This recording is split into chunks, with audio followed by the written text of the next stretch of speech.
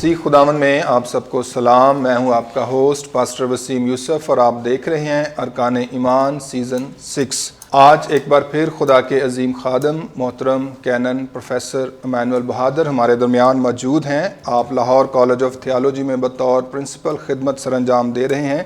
گزشتہ 50 سالوں سے خدا کی خدمت میں مصروف ہیں. خدا نے انہیں کلام کی گہری بصیرت عنایت کی ہے اور ان کا پسندیدہ مضمون کرسٹالوجی ہے.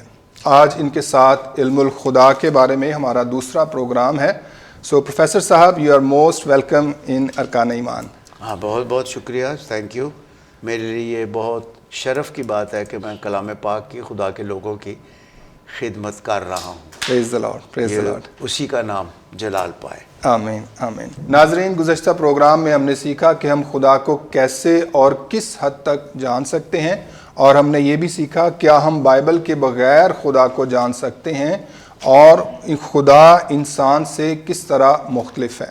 پروفیسر صاحب، آج ہم سیکھنا چاہیں گے کہ ہم اپنے وجود اور ذہن اور اخلاقی خصوصیات میں کس طرح خدا کی مانند ہیں.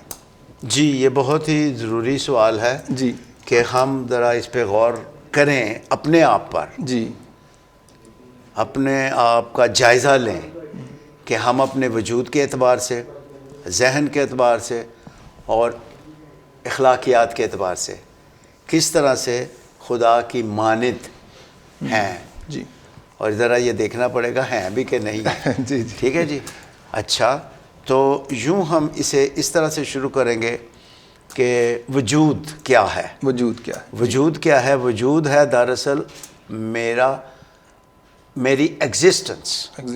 ٹھیک ہے جی کہ لوگ مجھے دیکھ رہے ہیں، لوگ مجھے چھو سکتے ہیں، لوگ میرے سے بات چیت کر سکتے ہیں، بالمشافہ ایک دوسرے کے ساتھ بیٹھ کر ہم رہ سکتے ہیں. وجود. تو وجود کے اعتبار سے جب ہم اپنے آپ کو دیکھتے ہیں تو ہمیں خداوند خدا کے وجود کو دیکھنا ہے. خداوند خدا نے جب سب سے پہلے اپنا تعارف کروایا تو اس نے بتایا کہ موسیٰ مرد خدا نے کہا میں کیا بتاؤں گا، تو مجھے بھیج رہا ہے مصر میں، تو میں فرعون کو کیا بتاؤں گا. تو خداوند خدا نے فرمایا میں جو ہوں سو ہوں. اور اس کو بریف کر دیں، چھوٹا کر دیں تو میں ہوں. اور اس کو انگریزی میں ہم کہیں گے آئی ایگزسٹ، اور اردو میں ہم کہیں گے میں قائم بالذات ہوں. مجھے زندہ رہنے کے لیے کسی کے سہارے کی ضرورت نہیں ہے. مجھے کسی فرد کے سہارے کی ضرورت نہیں، نہ فرشتگان کی، کسی کی بھی سہارے کی. میں خود اپنی ذات میں قائم ہوں. اور جب اپنے آپ کو میں دیکھوں گا، آپ دیکھیں گے، ہم دیکھیں گے، تو ہمیں تو قدم قدم پہ ماما پپا بھاگ کے کبھی ماما پاس، کبھی دادو، کبھی کسی کے پاس، کبھی بیگم صاحبہ، اہلیہ محترمہ، ان کے پاس بھی جاتے ہیں.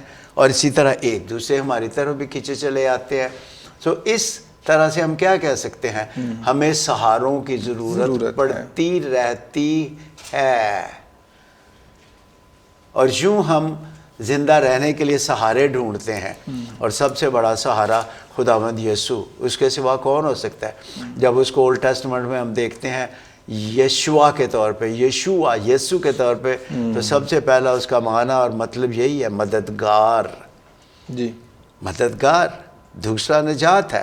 نئے عہد نامہ میں اس کا مطلب ہے، یسوع کو جب یسوع کہتے ہیں نجات دینے والا. سو ہمیں تو خدا کی اولن اس کے سہارے کی ضرورت ہے. آمین آمین. اس کو اپنا پکڑاتے ہیں ہم، پلیز مجھے لے لے، مجھے لے لے، مجھے لے لے، مجھے زندگی بخش، ہے نا، میری سانسوں کو آئے خدا تو ہی سنبھال مجھے. ٹھیک ہے کہ نہیں. تو اس لیے دوستو، جب ہم اپنے وجود کی بات کریں گے تو پھر مہربانی کر کے ہم یاد رکھیں کہ ہمیں سہاروں کی قدم قدم پر ضرورت ہے. ماما کی، پپا کی، بزرگوں کی، دوستوں کی، بہنوں کی، بھائیوں کی، اور اہلیہ محترمہ جو خاص ساتھ دیتی ہیں ان کی بھی ضرورت ہے.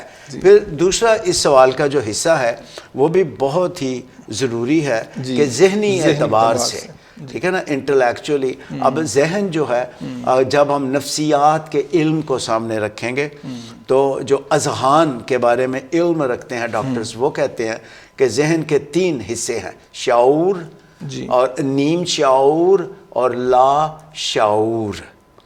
اب یہ تینوں جو اس کے پارٹس ہیں، حصے ہیں، ان کا اپنا اپنا کام ہے. لا شعور میں جو کچھ آپ سوچتے ہو، جو کچھ آپ کرنا چاہتے ہو، وہ پھر تحت الشعور میں چلا جاتا ہے. وہاں پر سٹور روم ہے جی. اور پھر وہ وہاں سے چیزیں نکل کے ہمیں پھر وہ یاد آتی ہے. اوہو میں نے تو یہ کر رہا تھا، اوہو میں نے تو فلاں شخص کو ملنا تھا. تو وہ پھر ہمیں وہ اس طرح سے ہمارا ذہن جو ہے نا وہ پھر خدا کا شکر ہے کام کرتا رہتا ہے. اور کئی تو بیچارے جو ہیں انہیں پھر سیکاٹرسٹ کے پاس لے کے جانا پڑتا ہے ذہن جو ہے. اور پلیز یاد رکھیں کہ جب ذہن کی بات ہے تو کتاب مقدس اس کے بارے میں افسس کی کلیسیا کو لکھے گئے خط میں اس کے بارے میں مقدس پولس رسول لکھتے ہیں کہ ہمیں گوشت اور خون سے کشتی نہیں کرنا بلکہ کس کے ساتھ ہماری we are at war with a devil demonic forces ابلیسی طاقتوں کے ساتھ ہماری کیا ہے جنگ لگی ہوئی ہے. اور یہاں پر وہ پھر اس کے تیروں کے برسانے کی بات کرتا ہے. میں نے اس پہ گیت بھی ایک لکھا ہوا ہے. اور جب ہم خدا کا شکر ہے تو یہاں پر وہ کہتا ہے کہ ابلیس کے منصوبوں کے مقابلے میں قائم رہ سکو کیونکہ ہمیں خون اور گوشت سے کشتی نہیں کرنا. 1 2 3 4 یہ ابلیسی طاقتیں ہیں. بلکہ حکومت والوں پاکستانی حکومت سے ہمیں نہیں نا جنگ لڑنا، ان کے تو تابع رہنا. ہاں کیوں نہیں، تاریکی کے حاکموں، حکومت والوں، اختیار والوں اور اس دنیا کی تاریکی کے حاکموں اور شرارت کی ان روحانی فوجوں سے جو آسمانی مقاموں میں ہے.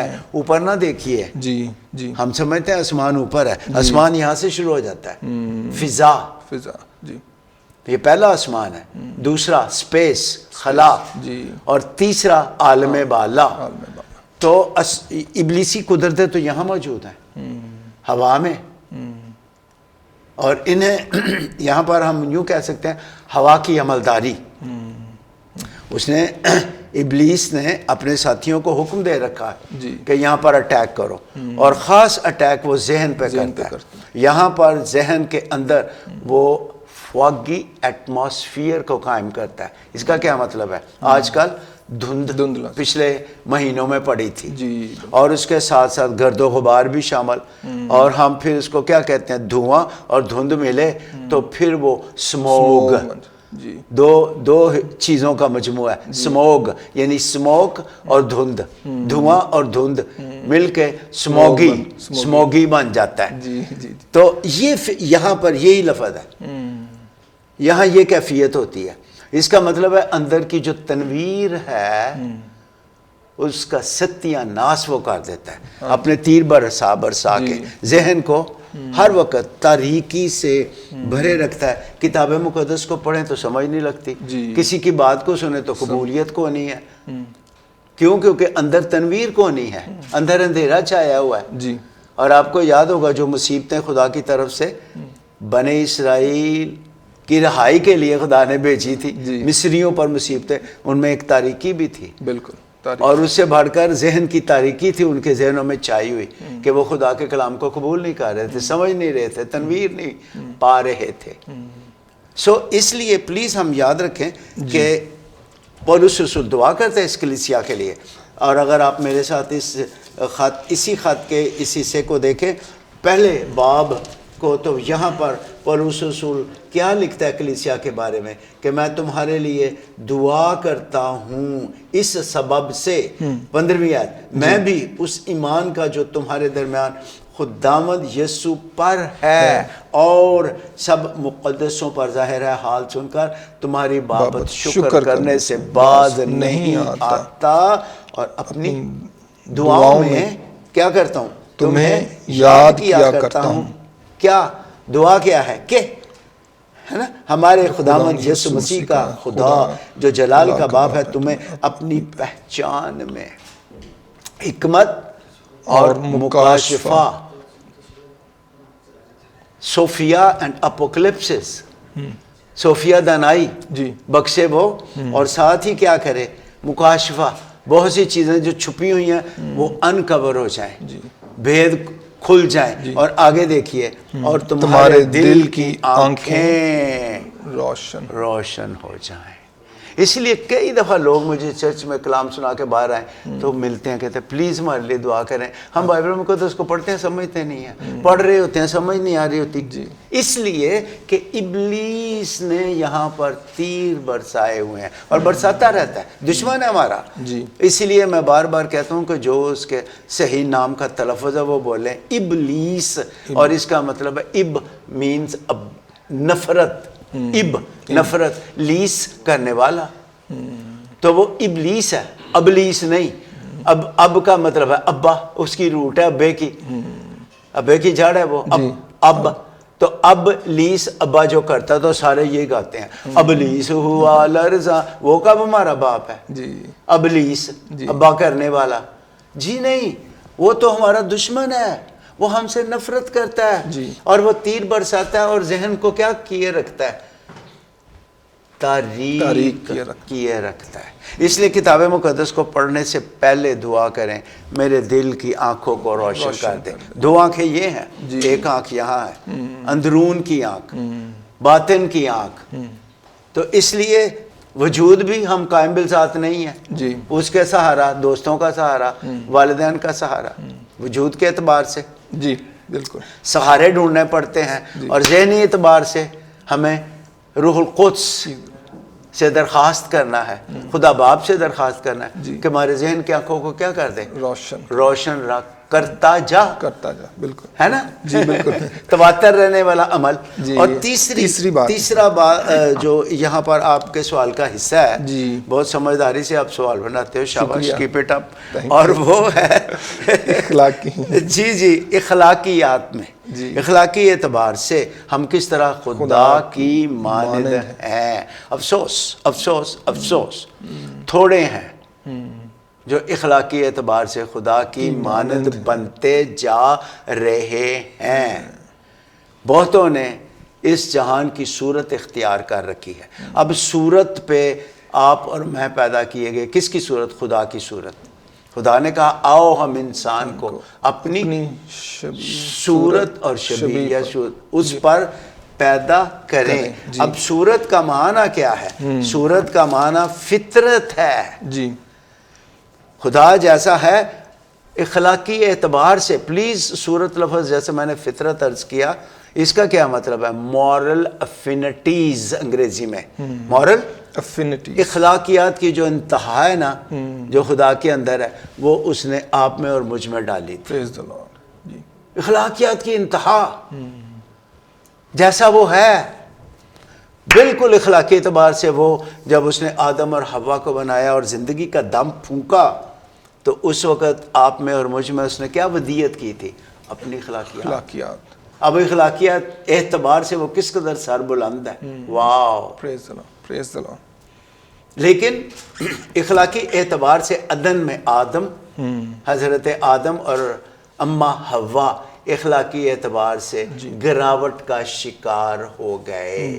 صورت میں بگاڑ آ گیا، اخلاقیات میں سرکشی، بغاوت، تیری نہیں بات مانیں گے. خدا نے فرمایا کہ سب درختوں کا پھل کھاؤ، لیکن جو بیچ میں ہے اس کا پھل نہ کھانا. اس نے کہا نہیں، تیری نہیں، میری مرضی. ٹھیک ہے. اور اس لیے اخلاقیات میں خدا نے ہمیں اپنی صورت پہ پیدا کیا، اپنی محبت ہمارے اندر ڈالی. لیکن محبت میں کس قدر گراوٹ ہے، کس قدر کھوٹ ہے، ملاوٹ. ہاں ملاوٹ ہے، کھوٹ ہے محبت میں. کون قربان ہوتا ہے کسی کے لیے؟ کوئی بھی نہیں. اور پھر اسی لیے خداوند یسوع المسیح کو یہ کہنا پڑا، ایک نیا حکم میں تمہیں دیتا ہوں. اگر شاگرد اور اس کے سامعین ایک دوسرے کو آسمانی پیار بانٹتے ہوتے تو کیوں یسوع جی کہتے؟ اور آگے اس کی توضیح ہے، ایک نیا حکم میں تمہیں دیتا ہوں، رکھو آپس میں محبت. اور پھر آگے چل کے کہا، جیسے میں نے تم سے محبت رکھی ہے. اور وہ کون سی محبت ہے؟ love that is holy, love that is sacrificial, love that gives and forgives, and love that is never demanding. اس نے ایسا پیار کیا جو پاک ہے، ایسا پیار کیا جو قربان ہوتا ہے، ایسا پیار کیا جو معاف کرتا ہے اور ڈیمانڈ نہیں کرتا. ہم تو کسی کو کوئی تحفہ دے کے توقع کرتے ہیں کہ تو کی سانو دیتا اساں تے ویاہ تے اتنا کچھ تانوں دیتا تو ہاں کی دیتا. ایسا پیار کیا ہے یار؟ تو اس لیے پہلی بات کہ خدا نے اپنی صورت پہ جب پیدا کیا آسمانی پیار ہم میں بانٹا, اخلاقی بات ہو رہی ہے نا, تو اس میں پھر فضل, فیور. اب بڑا آدمی جو ہے اس کو چھوٹے آدمی کی کیا کرنی چاہیے؟ فیور کرنی چاہیے, فیور کرنی چاہیے, حمایت کرنی چاہیے. اور کہاں کوئی کر رہا ہے فیور؟ اس کے فضل کے سبب سے. ہم مفت راست بات, خدا ہی فیور کر رہا ہے, ہم نہیں فیور کرتے ایک دوسرے کی. ہم تو اگر کسی کے لیے کچھ کریں بھی تو سان چاڑ دینے ہیں, ہاں تھوڑے لیے کیتا ہوئے اساں تھوڑے لیے کیتا. کیا ہو گیا یار؟ کسی بیوہ کی فیور, کسی یتیم کی فیور, کسی بیچارے بیمار کی فیور کبھی کی کسی نے؟ نظر ہی نہیں آ رہی. اور اس کے بعد اور بگاڑا ہوا ترس اور رحم, ترس اور رحم. اب نیک سامری جو بت پرست تھا, کاہن گزرا ہے, لاوی گزرا ہے, کسی نے ادھموئے شخص کی مدد کی؟ نہیں. فیور کی کسی نے؟ نہیں کی. دونوں مذہبی رہنما ہیں, دونوں نے دیکھا تک نہیں اور آواز سن کے پرے چلے گئے. اب نیک سامری 5 بتوں کی پوجا کرنے والا اور ادھورا مکاشفہ, پہلی 5 کتابیں صرف مانتے ہیں اور باقی ساری بائبل کہتے ہیں نو.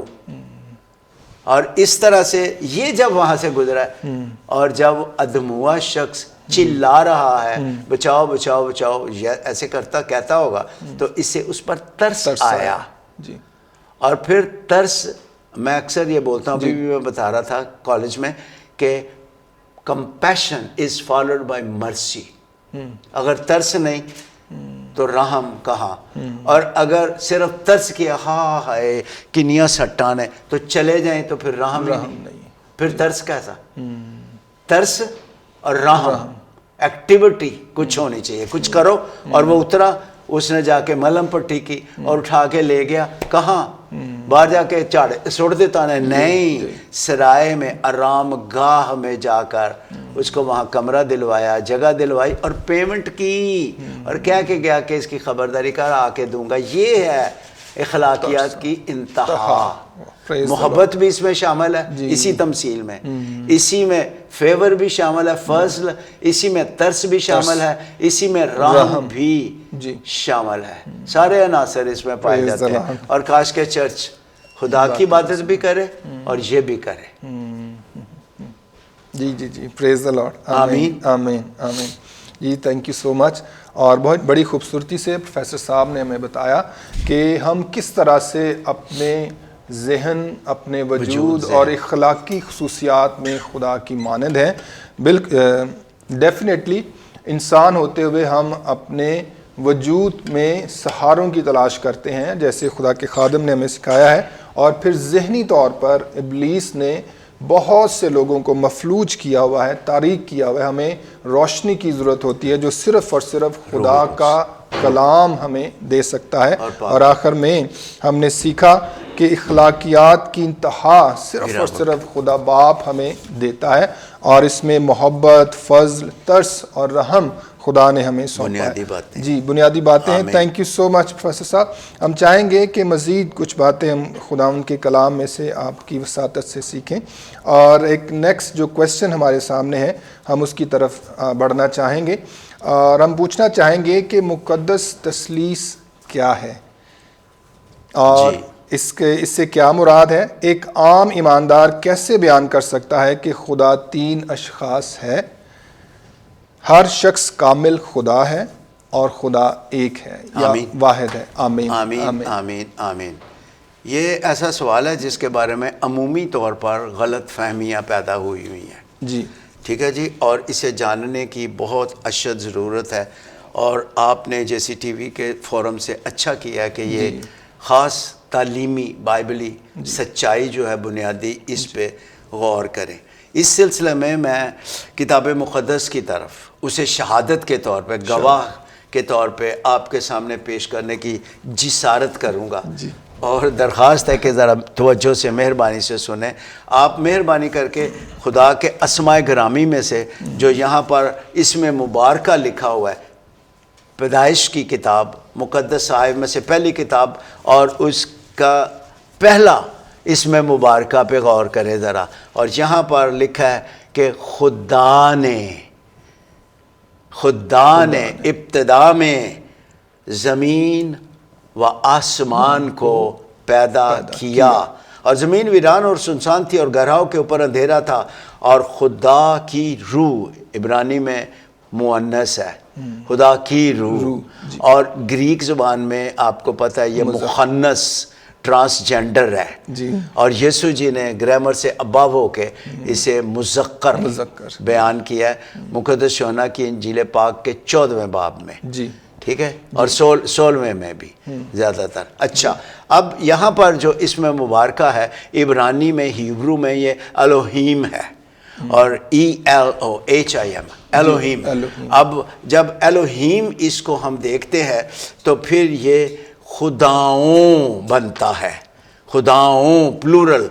In the beginning God's created heavens and of earth، اور اس کی مسیحی تشریح کرسچن انٹرپریٹیشن اس طرح سے پھر کریں گے کہ ابتدا میں خدا باپ، خدا بیٹے، خدا روح القدس نے آسمانوں وہ بھی پلورل ہے ہیبرو میں، آسمانوں اور زمین کو پیدا کیا، اور میں بتا چکا ہوں آسمان 3 ہے کتاب مقدس کے مطابق، ٹھیک ہے جی۔ تو ابتدا میں خداؤں نے، باپ اور بیٹا اور روح القدس، انہوں نے زمین اور آسمانوں کو، یا آسمانوں اور زمین کو پیدا کیا، اور آگے پھر کہا، خدا نے کہا، خداؤں نے کہا، اور کہا کس کی طرف اشارہ ہے؟ وہ قادر ہے، وہ کہتا ہے اور چیزیں وجود میں آتی ہیں۔ قادر مطلق کا مطلب اور ہے، قادر کا مطلب اور ہے۔ قادر کا مطلب وہ کہتا ہے اور ہو جاتا ہے۔ یسوع المسیح نے بھی کہا کہ پانی کو مٹکوں میں بھر دو، پھر کہا نکال کر میرے مجلس کے پاس لے جاؤ، اس نے کہا اور پانی میں بدل گیا۔ واو! اس نے بی بی جو 12 سال سے بیمار تھی کہا سلامت چلی جا، تیرے ایمان نے تجھے اچھا کیا، اور بھی بہت سے معجزات، صرف وہ کہتا تھا اور ہو جاتا تھا۔ اور جب لازر کی قبر پہ کھڑا، اس نے کہا اے لازر قبر میں سے نکلا، کہنے میں قدرت، جسے یسایہ کہتا ہے ہمارے لیے ایک لڑکا تولد ہوا، ہم کو ایک بیٹا بخشا گیا، جس کا خدائے قادر، عجیب مشیر خدائے قادر، قادر مطلق کا دانیل میں لکھا ہوا ہے۔ اس کا مطلب جو کچھ وہ کرنا چاہتا ہے کر کے رہتا ہے، کوئی اسے روکنے کی جرت نہیں کر سکتا اور پوچھ بھی نہیں سکتا۔ No one can dare to stop him and ask him why you are doing this، تو کیوں یہ کر رہا ہے، اور کوئی روک ہی نہیں سکتا۔ یہ ہے قادر مطلق۔ اب یہاں پر خدائے قادر، میں ایمان رکھتا ہوں خدا قادر مطلق باپ پر، اور آگے چل کے اس کی ساری تشریح پھر آ جاتی ہے۔ اس لیے یہاں مقدس تثلیث کو تو ہم شروع ہی میں سے دیکھتے ہیں، پھر جب خدا کے ذہن میں خیال آیا، اب لوگاس ہے۔ لوگاس کا معنی کیا ہے؟ لوگاس کا معنی، پلیز، مقدس یوحنا نے اس کو جب استعمال کیا بڑی دانائی سے استعمال کیا ہے۔ لوگاس کا مطلب ہے سوچ، لوگاس کا مطلب ہے خیال، اور لوگاس کا مطلب ہے پلان۔ لوگاس کا مطلب ہے، اب خیال کس کے ذہن میں ہوتا ہے؟ انسان کے، کہ خیال اور منصوبہ کس کے ذہن میں ہوتا ہے؟ انسان کے، اور اس سے بڑھ کر خدا، وہ سوچ ایک رکھتا ہے، ایک پلان اس نے بنانا انسان کے لیے تجویز کیا، بنایا، اور اس پہ وہ کام کر رہا ہے، ٹھیک ہے نا۔ تو ابتدا میں خدا نے زمین اور آسمان کو، اور وہ کلام کرتا تھا، اور اگر ہم مقدس یوحنا کے انجیل میں جائیں تو وہاں پر بھی لکھا ہے کہ ابتدا میں وہ مقدس یوحنا کے انجیل کاٹ دینا اسے، پہلا باب اور اس کی پہلی آیت، کیا لکھا ہے وہاں پر؟ ابتدا میں کلام تھا، کلام خدا کے ساتھ تھا، کلام خدا تھا، کلام خدا تھا۔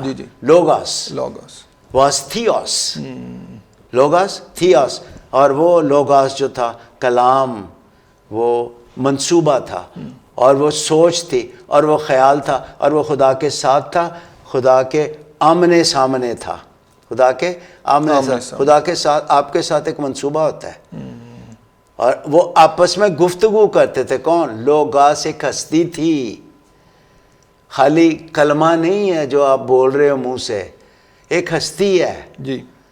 تو یوں مقدس تثلیث کو جب ہم دیکھتے ہیں تو خدا باپ، خدا بیٹا، خدا روح القدس تو شروع میں ابتدا ہی میں، اور جب انسان کو پیدا کیا گیا تو خدا نے فرمایا آؤ ہم انسان کو اپنی صورت پر پیدا کریں. اب آؤ جو ہے مہربانی سے یاد ہم نے رکھنا ہے کہ یہ کوئی عزت کا محاورہ نہیں ہے. محاورہ کا مطلب ہے ایسا لفظ جو اکثر بولتے ہیں ہم. جی جی. یہ عزت کا لفظ نہیں. ماں بدولت حکم دیتے ہیں جیسے بادشاہ کہتے تھے، اور جیسے کئی دفعہ جو بڑے اردو کے خاص شعراء اور دوسرے لوگ ہیں، ہم لاہور جائیں گے. جی. یار ہے تو ایک ہی ہے نا. جی. ہے نا. تو وہ عزت کے طور پہ اپنے آپ کو عزت دے رہے ہوتے ہیں، یا چاہتے ہیں کہ لوگ انہیں عزت دیں، کہ عزت دیں. تو ہم کا یہاں پر جو آؤ ہم، اس کا مطلب مقدس تثلیث ہے. آمین آمین. اس میں وحدت میں کثرت کی طرف اشارہ ہے. جی. اور اسی طرح سے پھر جب آگے چل کے ہم دیکھیں گے یسعیاہ 6 باب میں، وہاں پر بھی خداوند کہتا میں کس کو بھیجوں اور ہماری طرف سے کون جائے گا. وہاں پر بھی عزت کا وہ لفظ نہیں ہے، محاورہ نہیں ہے عزت کے طور پہ، بلکہ کثرت کی طرف اشارہ ہے. اس طرح سے مقدس تثلیث جو ہے وہ کتاب مقدس میں ہمیں بڑی صفائی کے ساتھ ملتی ہے، اور یہ ازل سے ہی ہے. ازل سے ہی ہے. آمین آمین. ٹھیک ہے. یہ ازل سے ہے مقدس تثلیث. اکٹھے باہم مل کر کام کرتے ہیں. اب اس کو ہم اپنے طور پر شخصی طور پر سوال کو ذرا ایک منٹ ذرا دیکھ لیجئے. جی ایک منٹ. کہ خدائے ثالوث پاک تثلیث سے مراد کیا ہے؟ اس کا مراد یہ ہے کہ خدا واحد ہے. جی آمین. لیکن یہاں مراد یہ جیسے انگلی ایک ہے ایسا نہیں ہے. جی. خدا واحد ہے. ہمارے ہاں جو مسیحت میں توحید کا تصور ہے اس میں توحید فی التثلیث ہے. ٹھیک ہے جی. جی. یعنی اس وحدت میں کثرت ہے. یہ گنتی والا ایک نہیں ہے جس میں ہمارا ایمان ہے. واحد. ٹھیک ہے نا. واحد عربی میں واحد تو اس کا مطلب صرف یہ نہیں ایک. اس ایک میں کثرت ہے. ٹھیک ہے. ہم تین خداؤں کو نہیں مانتے. مہربانی سے ذرا ان کو نوٹ کریں سامعین. ہم تین خداؤں کو نہیں مانتے، لیکن وحدت میں ایک میں کثرت پر ہمارا یقین ہے. جی پروفیسر صاحب، ہم نے جیسے آپ نے بڑا تفصیلاً بیان کیا کہ مقدس تثلیث کیا ہے، اور اس کا جو دوسرا حصہ ہے اس میں اگر آپ پلیز روشنی ڈالیں کہ ایک عام ایماندار کیسے بیان کر سکتا ہے کہ خدا تین اشخاص ہے، ہر شخص کامل خدا ہے اور خدا ایک ہے. یہ دیکھیے میں عرض کروں کہ میں نے تو مثالیں ابھی آپ کو عہد عتیق میں سے 2 مثالیں دی تھی. جی بالکل. اگر ہم آگے چلیں یشعیاہ نبی کا بھی ذکر میں نے کیا، قدوس قدوس قدوس. جی. اور تھوڑا سا اس کا بھی کرنا تھا. اور نئے عہد نامہ میں بھی مقدس تثلیث کا کس طرح سے بیان ہے.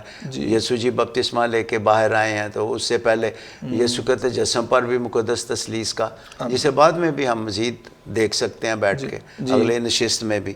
لیکن کوئی ایک آدمی اس کو کیسے سمجھے گا؟ یہ سوال مجھے میرے پروفیسر نے بھی ایڈمرا یونیورسٹی میں کیا تھا جب میں وہاں پر مطالعہ کر رہا تھا. اور میں نے کہا کہ دیکھیے آپ ایک ہو، کہتا ہے یس. میں بھی ایک ہوں، کہتا ہے یس. لیکن اب ذرا دیکھیں مجھ میں جو ایک ہوں مجھ میں کثرت ہے. ایسے کر لیا اس نے. کہتے ہیں کیسے؟ How would you explain that? ٹھیک ہے نا. پہلی بات، فرسٹلی میں ایلڈر بہادر مسیح کا بیٹا ہوں اور ایک میری الگ شخصیت ہے.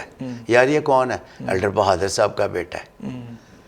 اور باقاعدہ میری ایک شخصیت ہے ایلڈر بہادر اس بہادرز فیملی میں. جی ہے نا. کہ میں ان کا ایک بیٹا ہوں. ایک الگ شخصیت ہے میری، موڈ صورت ایلڈر بہادر کا بیٹا. جی. اور لوگ پھر مجھے ایکسیپٹ کرتے ہیں، ہاں یہ ایلڈر صاحب، اچھا ایلڈر صاحب کا بیٹا ہے. دوسری پھر بات آتی ہے کہ میں بھائیوں کا بھائی، بہنوں کا بھائی ہوں. وہ میری اپنی ایک شناخت ہے نا. جی ٹھیک ہے. پھر اسی کے ساتھ ہی میری ایک اور کثرت میں ایک اور میرے بات پائی جاتی ہے، اور وہ یہ ہے کہ میں اپنی اہلیہ محترمہ سائقہ کا شوہر ہوں اور اسی کا ہوں. اور as person I am husband, اور میری ایک اپنی الگ موڈ ہے، صورت. ہسبینڈ کے طور پہ الگ صورت ہے. جی. بیٹے کے طور پہ میری الگ صورت ہے اور باقاعدہ شخصیت ہے وہ بیٹا. جی بالکل. انہی نے زور دیا کہ بیٹے سیمنری کر لو، بیٹے سیمنری کر لو. اور 4 سال سیمنری کے دوران ہر مہینے میں وہ فیڈ بھی کرتے تھے آ کے. جی جی. اچھا پھر ہسبینڈ ٹوٹلی فرق. پھر میں پپا بھی ہوں اور یہ ایک الگ شخصیت ہے پپا. تو پھر مجھ وحدت میں کیا ہے؟ کثرت پائی جاتی ہے. ہوں میں ایک ہی جی لیکن صورتیں میری کتنی ہیں؟ 3 کہہ لو ہے نا، جو بڑی پرٹیکولر ہیں. بیٹا، شوہر، ابو. جی جی جی ہے نا. جی جی. پھر اس کو آپ نیچر میں دیکھو. جی ٹھیک ہے نا. آپ سورج کی مثال لے لو. اب سورج ایک ہے بالکل، ساری دنیا مانتی ہے، لیکن اس وحدت میں کثرت پائی جاتی ہے. آپ اس میں سے کم از کم 3 باتیں آسانی سے لے سکتے ہو. سب سے پہلی بات روشنی. جی ٹھیک ہے نا. جی جی. اور پھر سردی بہت ہو تو ڈاکٹر کیا کہے گا؟ دھوپ میں بیٹھیں جا کے. وائٹامن ڈی ملے گا آپ کو دھوپ میں بیٹھنے سے. ابھی صبح میں ٹیچرز کو لے کے بیٹھا ہوا تھا کالج میں، تو دھوپ میں بیٹھو تو یو گیٹ دا وائٹامن. اگر سورج روشنی دینا بند کر دے، خدا نہ کرے، تو جو آپ کو ہراول نظر آ رہی ہے ختم ہو جائے گی. ساری دنیا کی ساری زرخیزی سورج کی وجہ سے ہے. تو اس میں کثرت، اس کے اپنی اپنی الگ ایک موڈ، ایک صورت ہے. گول سا جیسے بھی دکھائی دیتا ہے، اس میں سے گرمی، اس میں سے روشنی، اور اس میں سے وائٹامن وغیرہ وغیرہ وغیرہ. اور جب آپ مسالہ تیار کرتے ہو، انجینئرز کے کہنے پہ مزدور تیار کرتا ہے، میسن کے کہنے پہ، تو ہے تو وہ مسالہ عمارت کے لیے، لیکن اس میں کثرت ہے. اور تینوں کی صورت اپنی ہے. سیمنٹ آپ لوگے، ریت نہیں ڈالو گے تو کیسے وہ مسالہ بنے گا؟ ریت ڈالو گے، پانی نہیں ڈالو گے تو سوکھے سے کیسے اینٹیں رکھو گے؟ جی بالکل بالکل. جی تو اس میں بھی کثرت ہے وہ ایک ہی مسالہ، اور اس میں بھی کثرت پائی جاتی ہے. سو اس طرح سے ایک اور مثال آپ لے لیں ذرا سمجھنے کے لیے. پانی کی 3 صورتیں ہیں. پہلا پانی مایا کی صورت میں ہے. دوسرا پانی فریج کو کھولو، برف نکال لو اور کسی جوس میں ڈال کے تو پیو وغیرہ وغیرہ. پھر اسی طرح سے آپ بھاپ ہے، ابھی بخارات اٹھ رہے ہیں اور ڈاکٹر کہتا ہے سٹیم لینی ہے جا کے، اور وہ ایک ریمیڈی بن جاتی ہے ہمارے لیے. ہم ایسے کر کے بھاپ کو لیتے ہیں اور وہ اندر جاتی ہے، سانس کھل جاتی ہے. اپنی اپنی اس کی صورتیں ہیں، اپنی موڈ ہے وہ ایک ہی پانی. اس طرح سے ان باتوں سے ہم اپنے آپ کو سیکھ سکتے ہیں اور خدا ان کے عرفان میں بڑھ سکتے ہیں. جی تھینک یو. جی پروفیسر صاحب تھینک یو سو مچ. بہت شکریہ ان قیمتی باتوں کے لیے، آپ کے قیمتی وقت کے لیے. اور یقیناً ناظرین ہم نے آج کی ساری گفتگو سے خدا کے کلام میں سے بہت برکت پائی. سو ناظرین ہمارا ایمان ہے کہ آپ نے آج کے پروگرام کے وسیلہ سے برکت پائی ہے. ارکان ایمان کو ضرور دیکھتے رہیں. یوٹیوب پر دیکھنے کے لیے JCTV پاک سبسکرائب کریں اور اپنی قیمتی آراء سے ہمیں ضرور آگاہ کریں. Thank you so much and God bless you.